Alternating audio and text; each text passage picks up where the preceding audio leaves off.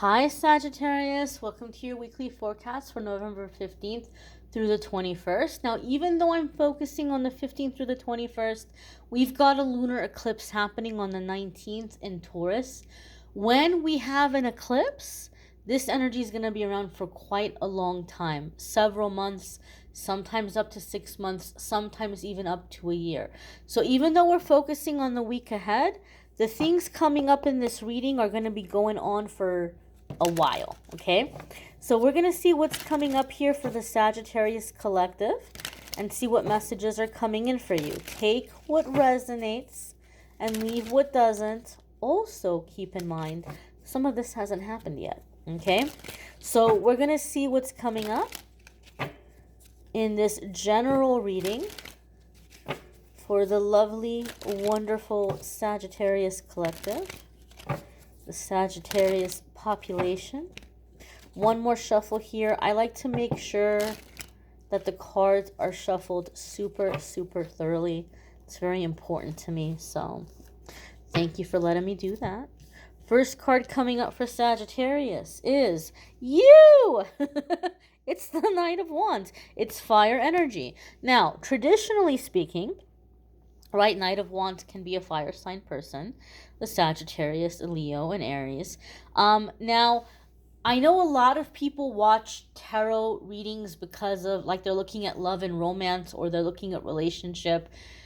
If you're new to my channel, in the weekly forecasts, I want to keep it about you. Okay, I want it to be about you. I want to focus on you. So I'm going to look at how the cards are relating to your personal journey and what's going on with you.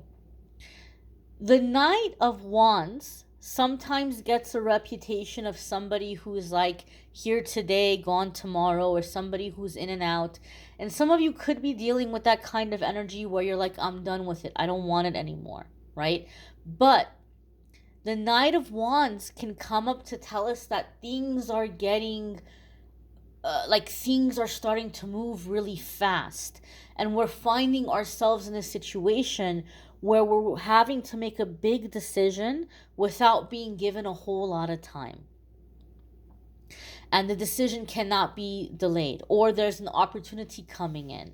And it's coming in with like, do you want it? Do you want it? Do you want it? Tell me now. Take it or leave it, right? Like once this door is closed, once this window is closed, it's closed. There's not going to be a second chance. And so this Knight of Wands, I feel, is coming in for Sagittarius, where you're finding yourself having to make a really big decision and you're not being given a lot of time to make that decision. Don't panic. Ground yourself, say a prayer, ask for wisdom, ask for guidance, and do some research. In the time that you have, do some research. Google is a wonderful free tool. And if you're watching this reading right now, I know you have access to the internet. I know you have access to Google. You can look up information, you can read, and you can decide for yourself what is going to be the best course of action for you and even for your family, in some cases, for some of you. Don't panic. When you're faced with this decision or this ultimatum, don't panic. Have trust, have faith, do the research, pray for guidance, pray for wisdom, and make your decision. But I feel the Knight of Wands is coming up to tell Sagittarius something that you've been putting off, something that you've been delaying, you can't put off or you can't delay anymore. You're having to choose. You're having to decide. One of the things that's happening with this eclipse energy, people are going to be a little bit feistier. People are going to be wanting to right certain wrongs, or, they have a bone to pick. They have beef. They're going to address it. It could be this kind of situations. It could be you. You may be giving somebody an ultimatum. You may be drawing a line in the sand. Another thing that's happening is truth is being revealed. Things are coming to light. So there's going to be some intense energy. and it's causing us to have to make decisions or have to take choices, have to decide where we stand on issues. So I feel that the Knight of Wands is coming in to say, Sagittarius, procrastination is over. Thinking time is coming to an end, and it's coming to the time of making choices, making decisions, and sticking by those choices, sticking by those decisions, and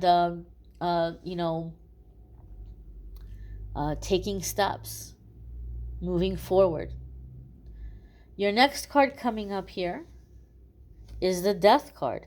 Some of you could be dealing with a Scorpio. You may be on the Sagittarius Scorpio cusp.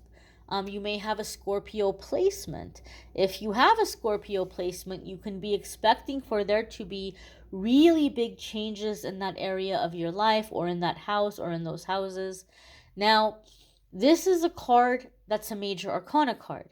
Major arcana cards come up anytime that we're coming into a really significant defining chapter, right? And so it's like something we came here to experience, to accomplish, to conquer, and we can't fail, basically, because this is what we came here to do. As long as we keep moving forward, we're not going to fail. And when we're at these big transitions, our angels and guides are with us, helping us. We can call on them for help.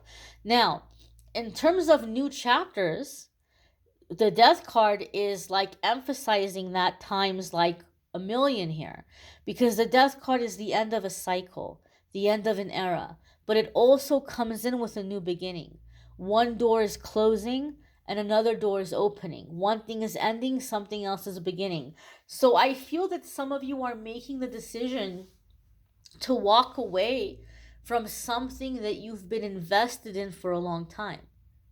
It could be a career, it could be a relationship, it could be a living situation, but the Death card tells us that there's going to be no going back to it.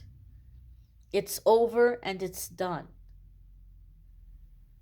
And for some of you Sagittarius, I feel like it's like a belief system that you felt really near and dear to your heart. You lived by this. You lived for this. And there might be some things that are coming to light where you're like, whoa, I've been lied to.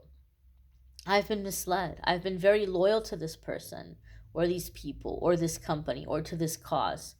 I came into this like heart and soul, blood, sweat, and tears. And now it's dead to me. And so I feel some of you are distancing yourself from an organization or from a group, from a relationship, and some of you are dealing with like looking around at the world and you're saying, oh my God, things are never going to be the same again. And you're right. You're right. And it's going to become a little crazier before it gets better, but it is going to get better. This is a part of the awakening. This is a part of the new renaissance. We're coming into a new age of light, and things are going to get crazier before they get better. And that can be very scary. You're feeling this Knight of Wands energy. You're feeling things are ending, and that can be terrifying. However, Sagittarius, remember, you came here to have this experience. And you might say, why would I do something that crazy? Why would I volunteer to come here at this time? Why would I want to be here during all of this chaos? You'll figure that out. Each of you has a different reason. And that reason will come to you. It'll hit you in the next couple of months. And you'll say, that's why I wanted to be here. That's why I chose to be here. That's what I'm going to do here during this time. So even though it's scary, you came here for it. So you can't fail. You can't fail. You just have to stay connected with your spiritual team. And you have to stay focused and keep moving and not let the craziness get to you. But you're coming upon big, big changes here. Big changes. The next card coming up for Sagittarius is the Queen of Pentacles. Beautiful. I'm happy to see her. Okay. Queen of Pentacles gives us a couple of promises and reassurances here, as well as super important advice, super important guidance. Now, I know that the Queen of Pentacles can be seen as earth sign energy, Capricorn, Taurus, or Virgo. And again, you may have those placements and those aspects of yourself might be coming to the surface. You guys had a very powerful reading last week. Last week's reading for Sagittarius was like, this is big. This is a massive shift. Things are never going to be the same again. The Death card is confirming that for us. But the Queen of Pentacles is also telling us that you will come into a time of abundance. The Queen of Pentacles comes to me in a reading to bring this promise, to tell you that, money is going to be good. Your needs are going to be met abundantly. That there's going to be an upgrade or increase in your living situation, in your living circumstance. She sometimes comes up to give a reassurance that land is going to be acquired or purchased, or a home, property is going to be purchased or acquired. That you're going to have it, you're going to own it, it's going to be yours. And for some reason, I feel for some of you, it's like land. You're feeling like land. This is happening. You will manifest this. But the advice that she comes in with is crucial. Queen of Pentacles works hard, but she also likes to enjoy the fruits of her labor. She has a taste for the finer things. She likes to be pampered. She likes good food, good music, a comfortable home. Physical intimacy, all that good stuff. She likes all the pleasures that the physical world has to offer, and there's nothing wrong with that. So when she comes in, she's giving us this advice that right now you need to be in your body. You need to be grounded, and you need to make your space, your living environment, your home, a sanctuary for yourself. Because there's going to be craziness out there, Sagittarius. We know it. We already see it. And something I'm going to share with you guys that I've been hesitant to say, I have to be really careful what I say. I have to be so careful what I say. Because I still want to have a channel. And I still want to be able to talk to you guys. Right? My algorithms are hurting right now. I'm already getting dinged. My videos aren't being circulated as much. But one of the things that I feel like is happening in the coming energy, we're going to see a lot of people losing it. We're going to see a lot of people just losing it and doing all kinds of craziness. There's going to be a volatile environment out there for a while. And that can be scary. That can be terrifying. But we can disconnect from it. We can say, you know what? I'm not going to take part in the craziness. I'm not going to go out into the street and put myself in a dangerous situation or fight these people or try to be a vigilante or go out there and like join the fight. I can disconnect from that energy, and I can be in my sanctuary. I can be in my haven. Here I come to leave the world outside. So creating a sense of sanctuary for yourself in your home. Clear away clutter. Get rid of things that you're not using. Get rid of anything that makes you sad. Go through your stuff. Objects retain energy, my darlings. Objects retain energy. Go through the things that you have and ask yourself, does this remind me of a person or a time in my life that makes me sad or angry or resentful or scared or whatever, makes me feel negative in some way? Am I holding on to certain things because they were gifts? Somebody gave them to me, but I really don't like them, and I'm kind of like irritated that I have this here and I don't know what to do with it. And I'm feeling obligated to hold on to it. I don't even like that person that much, but I feel like I have to hold on to it because they gave it to me. You can go through and you can give things away. You can sell things. Some of you can sell some of this stuff and make a little extra money and put it away. You can donate. You can give it away. If it's broken, if it can't be repaired, you can throw it away. There might be things that are making you sad that you can't get rid of, right? We might have family photos or things passed down in the family that we just cannot throw away, or we can't just give it away, or we can't just sell it. But we can maybe box it up and we could put it away somewhere where we don't have to look at it. Try not to put it under your bed if possible. Try not to keep it in your bedroom if possible. If there's a closet somewhere else, or if there's some other space, you can just kind of box it up and put it away where you don't have to see it all the time. But create this sense of sanctuary in your home. Have a morning routine. Maybe get up a little bit early before the other people in your house do if you're living with people that are getting on your nerves. And have your morning coffee or your morning tea in peace. Have your morning music. Journal, write, read, sit by the window, listen to the birds chirping, look out at the trees. Make it a sense of ceremony. When you prepare meals for yourself, make sure you're eating healthy foods, right? Don't just say, oh, I'm looking at the label here, fat-free, zero sugar, no carb, okay, this is healthy. It's not necessarily healthy. You might be eating a chemical concoction of some kind that's not giving you any nutrients. You're better off having some fruits and vegetables and some protein and some real actual food instead of something that's been processed. And present it to yourself the way you would present it to like a guest that you care about or that you appreciate.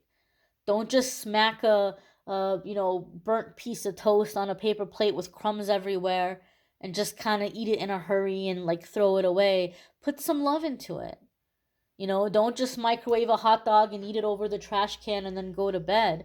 Try to, present it to yourself in a nice way. You can still have the toast, you can still have the hot dog, but present it to yourself in a nice way.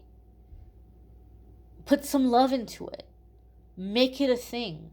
Maybe a nighttime bedtime ritual or routine. Maybe some nice music to wind down. Maybe candles, essential oils, incense if you want. Maybe clear sage, smudge your environment. Clear sage, smudge yourself at the end of the day. Maybe a nice hot shower or nice little bubble bath or something. Lotions, pajamas, bed sheets that feel good on the skin. Work with the things that are already available to you, because you're going to suddenly realize how much you have, how much abundance is already yours. And this is going to keep you grounded. This is going to keep your emotions stable. This is going to keep you present and able to make good decisions. And it's increasing your sense of worthiness and deservingness and attracting more abundance into your life. This is going to be a big part, Sagittarius, of how you're going to navigate these crazy times and be good. Be in your zen. Be in your peace. Your next card coming up, I'm happy to see this. This is you. You're going from frantic, wild fire sign energy to the essence of Sagittarius. This is your major arcana card, Sagittarius. Temperance is Sagittarius. So when I'm reading for someone and their major arcana card comes up, it's telling me that this situation is directly linked to you remembering who you are. Remember how I said in the coming months, you're going to start realizing why you chose to come here in this crazy time? I asked myself that for the longest time. Why in the heck? Because I'm telling you, Sagittarius, my life has been a nightmare for the majority of my life. And I'm like, why on earth would I have come here during this crazy time? And why would I want to have these experiences? It's not about having bad karma. You're not being punished. It's not a karma thing in that way. And then like it hit me, and now I know why I chose to come here at this time, and I'm good. I'm at peace with being here. I'm not bitter, I'm not angry, I'm not scared. Now I know why I'm here. You guys are going to have that moment too. You're going to remember who you are in a spiritual sense. You're going to remember who you are on a soul level at the core. You're going to have this awakening. And some of you don't like it when I bring in the Bible, but if Spirit says it, I have to say it. If you're familiar with the Bible, it talks about when Jesus goes to see John the Baptist and he gets baptized. And when he comes out of the water, it's like all of a sudden he has this memory. He's like, oh my God, right? Like, I'm the Messiah. I'm remembering my life in heaven before I became a human being, before I came into this incarnation. And he remembered who he was, and he remembered like what he's gonna do or why he came to the earth. Like, this is the kind of awakening you're gonna have, where you're like, this is who I am. This is who I am. This is what I want to do. This is what I'm going to do while I'm here. You're going to have that awakening. And it's going to come to you. And to me, when the major arcana card comes up for your sign, you're coming into your power. You're shaking off the labels. You're shaking off the conditioning. You're coming into your authentic self. You're falling in love with yourself in a non-narcissistic way, in a healthy way. And the things that you used to beat yourself up about because you thought they were defects or flaws, you're starting to realize that they're actually very valuable tools and very valuable gifts, and that you can use them productively to bring about positive things in your life. This is you coming into your power and being unapologetically who you are, living your life unapologetically in an authentic way. Temperance card also reminds us of divine timing, to trust that things are happening at the right time. You're not too late. You're not too early. Everything is happening within that divine timing. Temperance also comes in with the sense or the feeling of answering a calling, stepping onto our life path. That path is going to be made clear to you in the coming months. Your eyes are going to open up and you're going to see it ahead of you, and you're going to start walking on it. This is powerful. Powerful, powerful, powerful. You are powerful. Don't let the craziness get to you. Don't get sucked into it. It's not for you. You have powerful things ahead. You have productive things ahead. You're not here to destroy. You're here to create. Don't let anybody make you lose sight of that, Sagittarius. You may want to check out your moon sign and or rising sign videos. Some weeks that might resonate more for you than your sun sign.